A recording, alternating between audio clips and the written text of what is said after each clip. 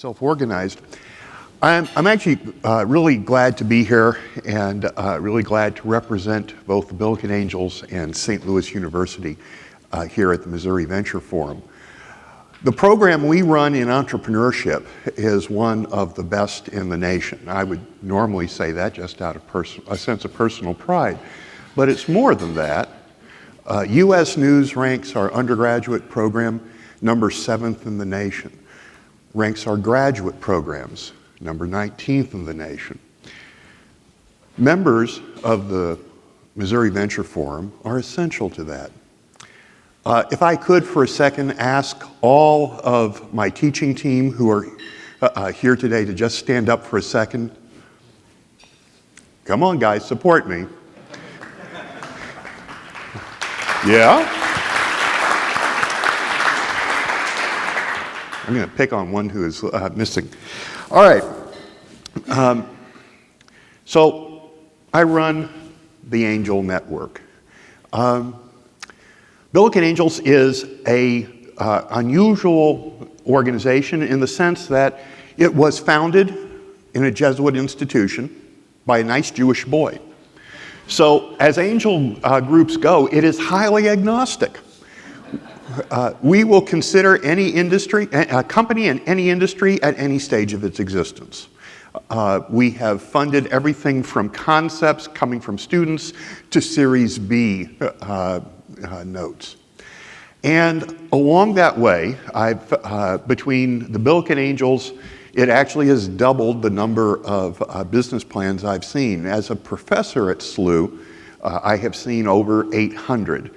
Added to that was over 1,000 from the St. Louis area that have been seen in my role as the head of the Billiken Angels. So what I thought I would do is to offer some inside dope on what a good angel prospect looks like.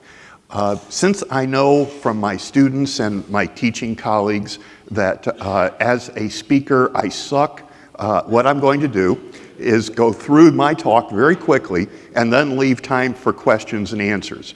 Hopefully a lot of questions that I can answer very, very briefly. So basically what I want to do, missing some of this stuff. All right, this was actually supposed to have the word choose on it. Part of what I want to do is talk about the kind of choices you need to make. This slide is probably the most important slide I'm going to show you today, because what it does, it talks about how to pick the kind of place that you go for money. If you ever thought of what an angel group looks like, I mean, you're thinking about getting before them perhaps, but what about the people on the other side of the table? You've got anywhere from 20 to 50 millionaires sitting around having a breakfast like we are, lunch or dinner or something like that, and they're hearing presentations and trying to decide if they're going to invest.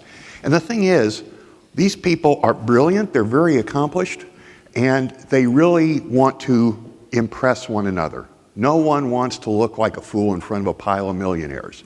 That includes the angels. So what happens is, if you're in an organized angel group, you want to make big effects. You want the kind of 20 and 30 times results that are famous, the famous goals of most angel groups. So when I have students, I talk to them about the fact the number of businesses that can really satisfy the financial cravings of an organized angel group are relatively rare. But there's a lot more money out there than that. Solo angels, the free radicals of the financial system. They're out there floating around, unknown, unnoticed, and then when they see something, they walk up to you, introduce themselves, shake your hand, and say, I'd like to give you some money. It's the Cinderella story, and it does happen a lot. The thing about those solo angels are, first off, they're very hard to find, and also, they're hard to know how to pitch to. That said, though, the advantage of a solo angel over an organized angel is that they're actually a lot more flexible about what they're looking for out of a business. Very often, they will have an understanding of the industry and an interest in the industry and may be willing to trade off some intrinsic value for a lower return. That brings us to the motivated angel. The motivated angel is like the motivated buyer that real estate agents are always looking for. I actually had a young entrepreneur with a startup in the real estate space come talk to me this week. And one of the things was he came to talk to me as the head of the Billiken Angels and was saying, you know, where do I look for money? And what I pointed up to him, I said, there are an awful lot of people, retired real estate people, retired developers who are still interested in the industry. They have a lot of money, and they're always, whether they know it or not, looking for ways to invest it. Someone like you with a bright young person with a wholly new idea for the real estate industry is exactly the kind of person these now retired developers are looking for to sort of build up the next generation, the kind of person they want to bring into the industry to keep it vibrant and alive. They may actually take an even lower return if what they think they're doing is contributing to the next generation of the industry and giving them an excuse to keep their fingers in and still be a part of the industry in a positive sort of way. So their low-end return, their low-end expectation is actually even lower because they're getting intrinsic rewards out of this. And then there are your family, friends, and fools. In the textbook, I had to make the third F into folk because McGraw-Hill thought calling people fools was not a very polite thing to do. So family, friends, and fools, or folk. And, you know, they just want the money back they gave you. If you give them that back, they're very happy. If you give them anything above that, God bless each and every one of you for doing that. So that's the beauty of family, friends, and folk taking your money. So this was the most important slide in this. A couple of folks had asked if it's okay if they go to sleep, and that's fine. Yeah, from here on, we're good. So once you've figured out the kind of place you're going to go look for money, investigate. The challenge is trying to figure out the right group to go to. Part of this is the cool thing about organized angel groups is they are online. And they tell you the kind of industries they invest in, the kind of stage of business. The amazing thing to me is how many people don't actually look at it. They send out business plans the way that young people send out resumes on LinkedIn and Monster and Indeed, those job search sites.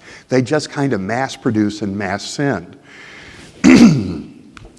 I think the chance of that working is about as great as the chance of those mass mailings of resumes. It's kind of like you're hoping for a hole-in-one, and it happens about as often as a hole-in-one. So the trick is to literally investigate the kind of groups you're going for. In St. Louis, it's very easy. There are 4 angel groups: Billiken Angels, Archangels, Cultivation Capital, and iSelect. If you want to go down the road to Columbia, Centennial Investments is there. By the way, they've been coming to St. Louis and talking to the angel groups because they're not getting enough flow down there. So if you don't mind driving 90 miles, you might make some people in Columbia very happy. But the point is, figure out which of these groups does make sense for you. Angel groups will want different sorts of things from you. Each of the groups, for example, Cultivation Capital doesn't require a business plan, but they do have a list of 20 odd questions that you must answer, which Kyle Wellborn co-teaches with me and says, well, and when you answer the 20 odd questions, you've written your business plan. So, but they don't require a business plan. And when you're coming to us, think about what you want to do in terms of use of funds. Most importantly for the angels, what is the ask and when are they going to get their money back and how much? That's the thing that always seems to drive them. One other thing to do, I think the thorniest problem is valuations, and the modal endowment on modal valuation of the 800 plus business plans I've seen is $1 million. It doesn't matter if the company has a projected annual sales of $50,000, it's still a $1 million company. There is a cool site, I tell my students to use it, I'd encourage you to do it. It's called valuations.com, valuation with an S on it, .com. And they actually have valuation information for several thousand different lines of business. If you're a startup, what you do is throw in your numbers from your third-year projection, use that, and you can figure out what your valuations would be. For existing businesses, it gives you a great way to do it.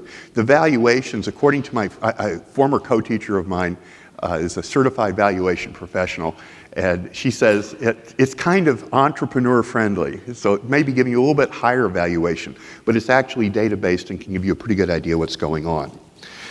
So, having investigated, you will want.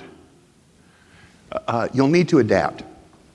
I mean, the fact is, most angel groups have certain peculiarities. Billiken Angels isn't off of that. We basically have ours too.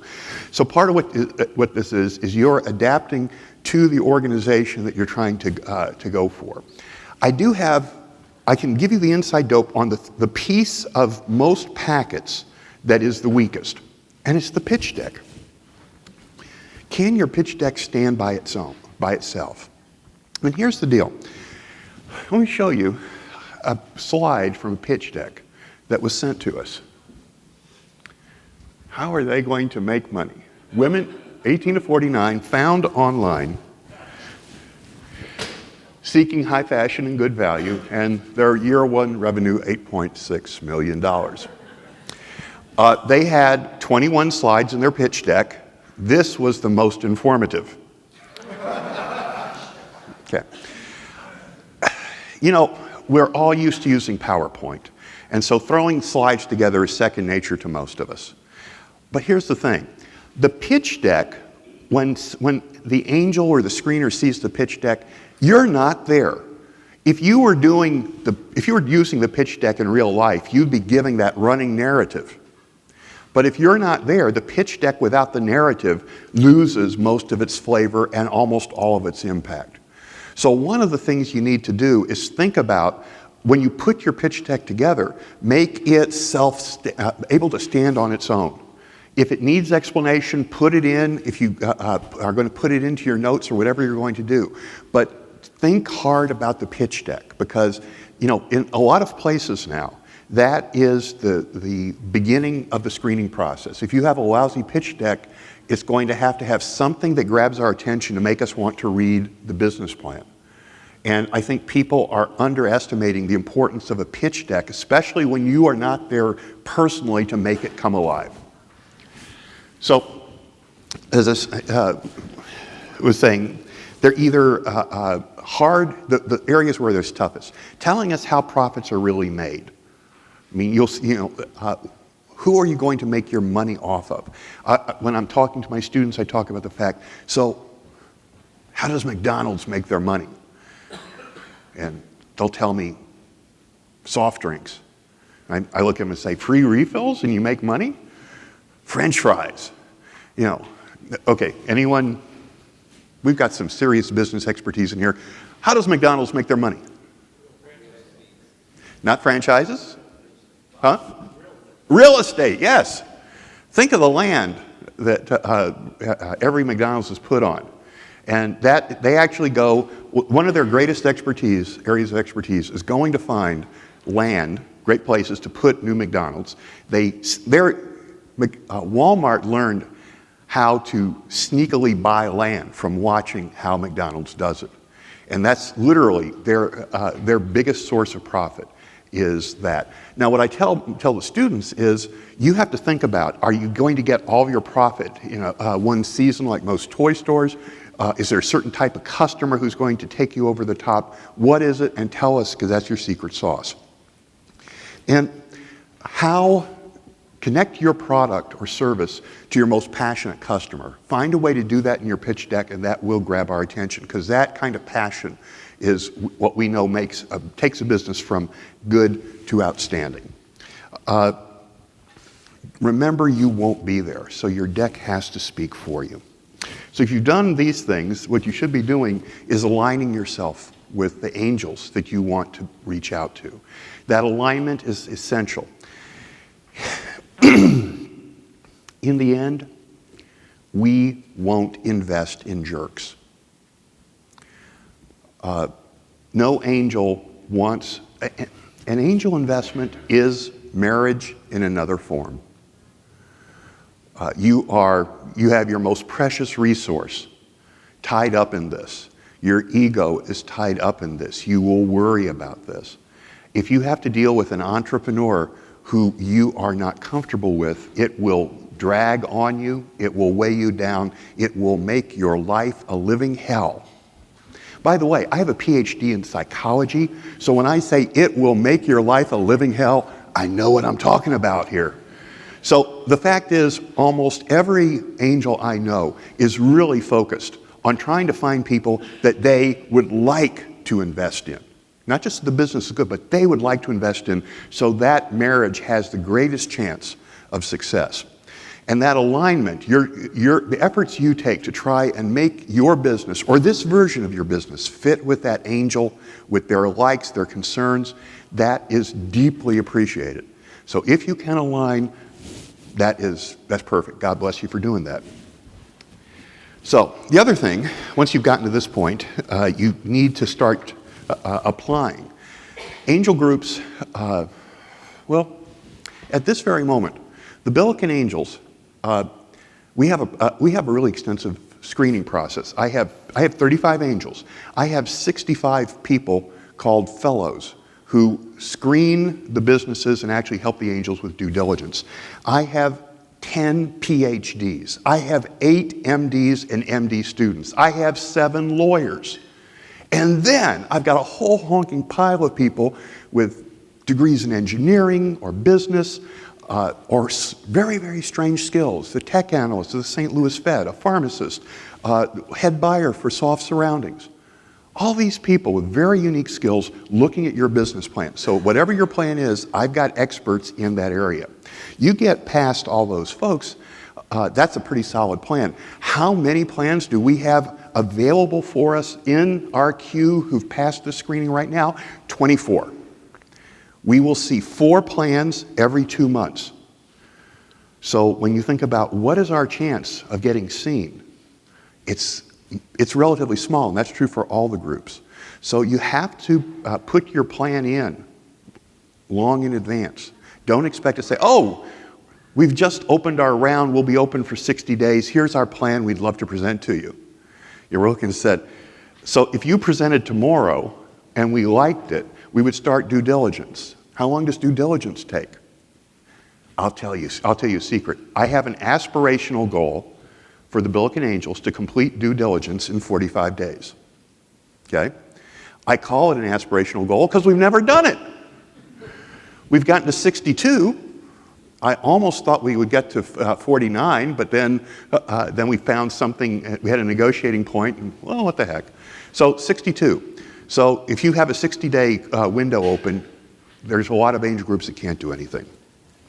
Also, make sure, this is actually more true for younger entrepreneurs who think that a pitch deck, a business model canvas should get you all the money you need.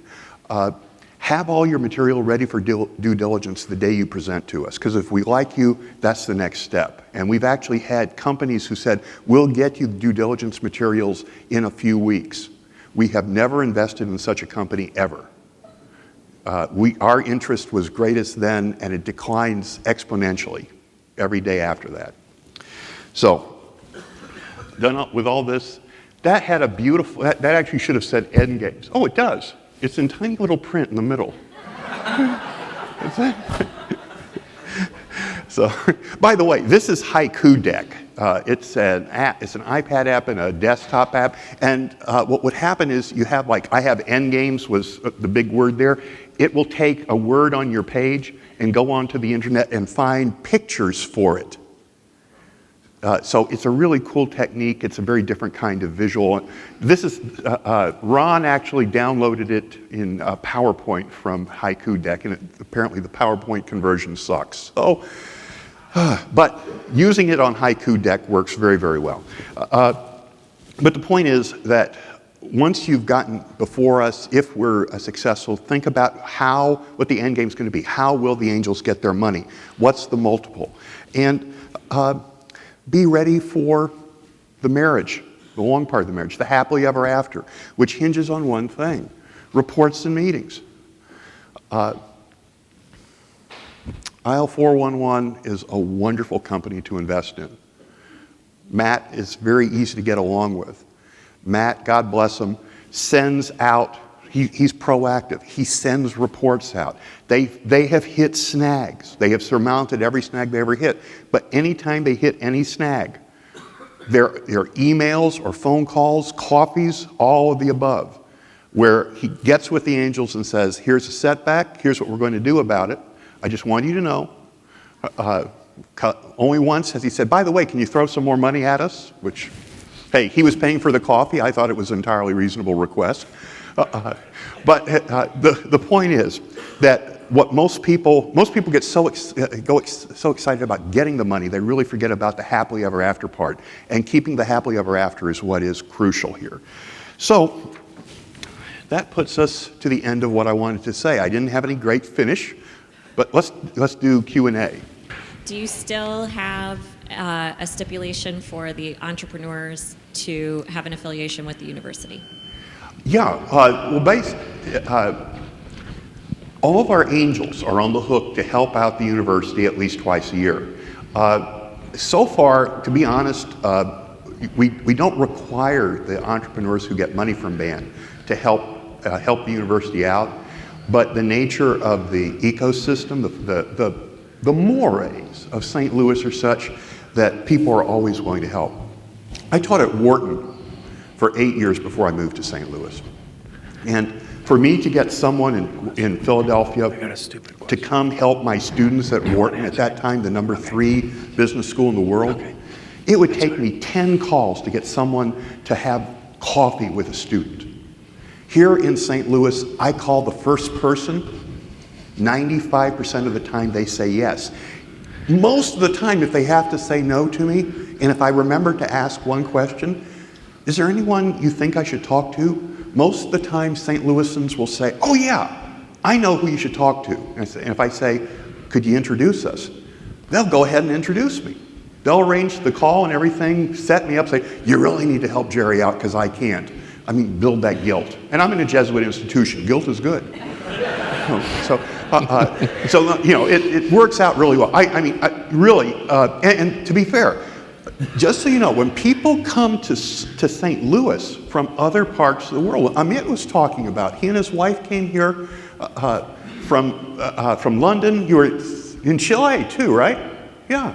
You know, and this is where they decided to settle because you're kind, you're good-hearted, you're welcoming. You know, and we are excited about the startup community, and we are glad to share that excitement with newcomers.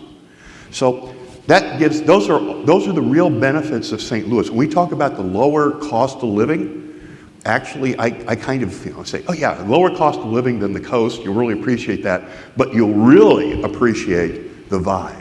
You know, go to Venture Cafe, go to A Million Cups. Just start going out and noticing how friendly and accepting the place is, and that's our best selling point. Y'all are the selling point. Okay. Yes, I agree. All right, I'll give you guys a hand. Cindy. Did the entrepreneurs act about affiliation? Oh, hell no. No. God bless Rex Senkfeld. The first 3 years we existed, we had a SLU DNA requirement. And Gary Whitworth, who's the university comptroller and controls the $1 million sidecar fund that co-invests with the Billiken Angels, said, you know, there are so many great startups in St. Louis. Why aren't we investing in them? I said, no SLU DNA. And he said, well, let's fix that. I said, yeah, how do you do that? He says, I'll go talk to Rex. Senkfeld was the head of the investment committee at SLU, the board of trustees. And you know Rex's politics, well, it goes over to the economic side. So Gary said, Rex, do you think we should invest that $1 million of SLU's endowment in the best businesses possible? Oh yeah, freedom of choice, pick the best. Well, we need to get rid of that SLU DNA requirement. No problem, I'll send an email out to the committee, we'll vote it out. And they did. So really for the past 5 years, we have been agnostic as to your university. We'll even invest in WashU-based businesses. So no, but thanks for asking. That image of the SLU DNA requirement was very profound and goes away very slowly. But no, we are glad to invest in St. Louis businesses. Our focus are businesses within a 100-mile radius, 2-hour drive of St. Louis. The one exception is if you have SLU DNA, current or former faculty, staff, or students, we will consider your business even if you're outside of the region. But that's it. And of the 18 investments that we've made, only one is outside of the region. And I'm sorry, 2 are outside the region. One is trying to get back in, and I'm hoping she'll win one of the accelerator competitions. So, other questions? Over here. Could you go into a little bit more detail about the due diligence process and what's required of the Sure. entrepreneur? And just to follow up to that, Jerry, because I was going to ask a question related to this, talk about GUST and how you use GUST to evaluate your companies. Okay. So that ties into that. Okay. So good question. Well, GUST is used more on the front end. So GUST is one of about a half a dozen platforms out there to streamline the angel investment process. And what it provides, if you know what content management systems are, this is a content management system specialized for angel investment. So it has pre-formatted templates for putting in your information, your video, your pitch deck. It basically prompts you for your documents. It has you fill out application forms. All of that's built into it so that angel groups like ours can go in, hit a button, and everything just kind of pops up on the screen. It makes it easy for us. So where GUST says, here, you have an opportunity to submit these materials. If you've got the materials, if you have confidence in them, put them in. More material is better. There are other sites like Venture 360 and many others. Most of the local operations use GUST, but that probably will change as the upstarts get better and better. Due diligence. Due diligence, in one sense, is a little bit difficult because there are significant portions of industry-specific kinds of data. But in effect, what we're looking for is literally all the material you use to back up your business plan. If you are, these are your interviews, if you've done surveys, if you've gone through iterations of your product or service development, the history of those things. If we're talking about a software company, we're looking at code, or at least those parts of the code you're willing to share. If you are an existing company, we want to be able to talk to your customers. See who your customers are, talk to them. See literally what your books, your actual financial, not just your financials, but your accounting system. You know, what does your cash flow really look like? How closely are you monitoring it?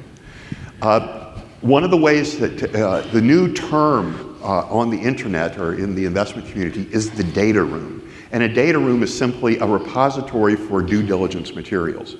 Typically what we want to do is to be able to confirm what you said in the business plan and the presentation. Make sure that we understand at a factual point-by-point check level the details of your business and make sure that it is literally what you say it is. One of the interesting things is we've found in due diligence, almost invariably, we come up with insights for the entrepreneur that they didn't. Because we're looking at their data and at times we're looking at it with a fresh perspective. And also because we're bringing in our due diligence teams and our angels have such a mix of experience and expertise that they may be getting literally thousands of dollars of commercial expertise being thrown at their project, and suddenly you've got an accountant who is talking to a specialist in computer programming about literally this type of programming and this kind of cost structure, and they come back and say, oh, there's a more efficient way to do that. You know, you go, and we've had owners look, where did you get that from? I said, it's just a lot of booze. It's, but I mean, the point is that really it's the backup material from your business plan. If you have the business, literally your business materials go into the data room. We want to be able to look at all of that, figure out the people, talk to them. We have a Other question question, yeah. over here. So I'm scratching my head thinking, I go to these free classes on Sundays at Washington University for entrepreneurship. Most of the people in the class, it's sponsored by the JCC. Most of the people in the class are not technical. They're not medical. They're sprinkled with women and guys from the inner city, from Kirkwood, Maplewood, so forth. And they're trying to do other projects. So are there going to be any partnerships with any technical groups? There's a lot of artists out there that are trying to get funding. So how does that work? Because everything that I've been seeing online is technical. We will only sponsor technical. Angel investors will only give money to technical corporations. We need new apps. We need people to code things. And even when I went to the Elsevier the other day, it's all about health and technological advances. What is there for regular, normal people who are not into technology? We need some partnerships out there. Okay. My second part of that, I'm sorry, traction. People that don't have traction in their company, they just have the research that it actually works in another part of a state or out of the country. Let me see. I've got what I call early onset academic Alzheimer's, which is how to describe an absent-minded professor. Except my students say, Professor Katz, aren't you kind of old to be early onset anything? So if I forget the second part of the question, bear with me. So here's the deal. The funny thing is that the venture community and the small business community are related, but not as close as they should be. That said, they are essential to one another. Richard Florida has the concept of the creative class. And what he points up is, interestingly enough, the worst place in America to have a good mind and have to work and live is the Silicon Valley. Now that's, of course, Mecca to many of the people in this room thinking, that's where money flows like water. No, but the thing is, to live there, it's awful. It's boring. It's the worst suburb you've ever seen, stretching infinitely with super, super, super expensive coffee. So it's just one boring thing after another high-priced thing. So what's cool, why there are buses, Google runs buses from San Francisco to the Silicon Valley, is because San Francisco's cool. San Francisco is fun. What makes St. Louis fun for the startup community are the bars, the restaurants, the shops, the stores, the personal services, all of those things that are the heart of small business. So collectively, the startup community would die out. It would die of boredom if we didn't have as interesting a place as we do. And if you notice, the most interesting parts of town also happen to be the greatest concentration of most of the startups. So the thing is, the sources of help for the traditional startup community are so much a part of St. Louis that they've fallen into the background. We have one of the finest SCORE chapters in the country. Literally dozens of people. It used to be SCORE was the Society of Retired Executives. Thank you, Service Corps Retired Executives. But it's no longer made up of retired people. So they just kept the acronym and said, "Don't call us." Don't spell it out. But they're here and they're providing free help. The Missouri Small Business Technology and Development Centers are, despite the technology in their name, don't let that throw you, they are focused on traditional small business. You've got things like the 1 Million Cups group that is primarily more Main Street businesses, and they meet up here at Channel 9. You've got as you've seen, a lot of the university programs are focused on more traditional businesses. SCORE has really, in the past 2 years or so, they're doing training programs all over the region on all sorts of things of direct interest to small businesses, like setting up your QuickBooks, the basics of social marketing and the like. So there is all this sort of help that's out there. There are groups like for volunteer lawyers and accountants for the arts, VLAA. They're actually seen nationally as one of the premier and most distinctive resources for artists, and it's here in St. Louis. St. Louis is literally a leader in that, and they exist strictly to help artists promote their businesses. So there are all those sorts of things. If you look at Small Business Monthly has an annual resource guide, and they go through chapter and verse of all of these things. It's a great resource. The SCORE has a resource guide, again, chapter and verse of all these resources, most of which are targeted toward traditional small businesses, Main Street businesses. So there is a lot of help out there. To be fair, the media doesn't find that as sexy as the startup scene. It's not T-Rex and Cortex and 4240. That's what gets the attention. I'm glad for it because as an entrepreneurship professor, 5% of my students are creating Cortex, T-Rex kind of businesses, and 95% of my students are creating traditional small businesses. But the fact is that media attention is what fuels the passion, fuels the interest, fuels the big business willingness to sponsor stuff. And I'm glad to see that, because I saw it in 1987 when I came here.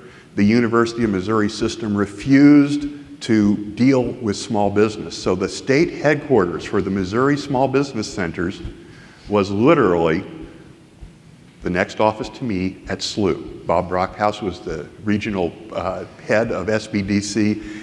I was the assistant director of the Missouri Small Business Development Centers in 1987. So that gives you an idea how long we've been trying to help and how much better the situation has gotten now. It's changed a lot. We got one more question. Wait, there was the traction thing. Oh. That's not what I was asking you. I'm very aware of all the free resources that are out there. I want to know, where's the money going to come from? Do angel investors invest in what you consider the heart of the community? Because I have not been seeing that. Yeah. Going through that slide, you're talking family, friends, and folk. You're talking motivated angels.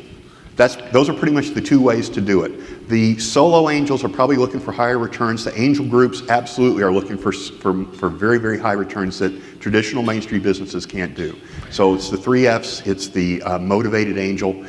Crowdfunding is another resource. Right, crowdfunding is a resource you should look at, and the laws just changed in March.